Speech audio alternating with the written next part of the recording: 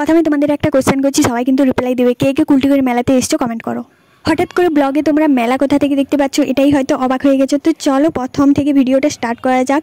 তো দেখতেই পাচ্ছ আজকে বাড়িতে পুরো ফ্রি আছি, সেই জন্য ভাবলাম যে হাতে কয়েকটা কাজও আছে, ভাবলাম যে চলো একটু কাজগুলো সেরে নেওয়া হবে আর ঘোরাঘুরিও হয়ে যাবে। তো দেখতে পাচ্ছ আমরা মিলন মন্দিরে পৌঁছে গেছি, কারণ এখানে একটা মন্দির রয়েছে। খাবার তেলও তো চাই, সেই জন্য পেট্রোল পাম্প থেকে তেল নিয়ে আমরা এখন যাব হচ্ছে একটা মোবাইল দোকানে, কারণ আমার ফোনের গ্লাসটা ভেঙে গেছে, সেই জন্য ওটা লাগাতে হবে। আরও টুকিটাকি অনেক কাজ আছে, যেগুলো তোমরা দেখতেই পাবে কি করছি না করছি।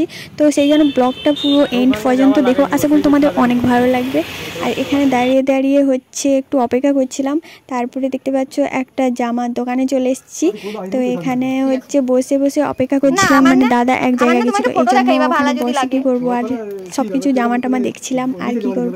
তারপরে চলে এলাম হচ্ছে একটা মোবাইল দোকানে, এখানে গ্লাস আর কভার দেখছিলাম। কভার অতটাও আমার পছন্দ লাগেনি, সেরকমভাবে কোনো কভার ছিল না। তারপরে স্মার্ট ওয়াচ এইগুলো দেখতেছিলাম। তো স্মার্ট ওয়াচটা ভালো লেগেছে, বাট ওই বেল্টটা আমার একদমই ভালো লাগেনি। এরকম বেল্ট আমার একদমই পছন্দ না, সেই জন্য আর নেওয়া হয়নি। মোটামুটি দাম তো অনেকটাই বলছিল, তোমরা জানো স্মার্ট ওয়াচের দাম কতটা হয়। তো এখন আমার পক্ষে নেওয়া মানে অসম্ভব ব্যাপার।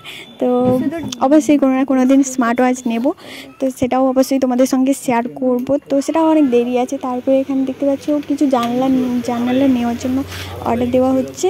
আর এখানে আমরাও দাঁড়িয়েছিলাম আর কোথায় যাব। তারপরে একটু ভাবলাম যে চলো এসেছি যখন মেলা থেকেও ঘুরে নেওয়া যাক একটু।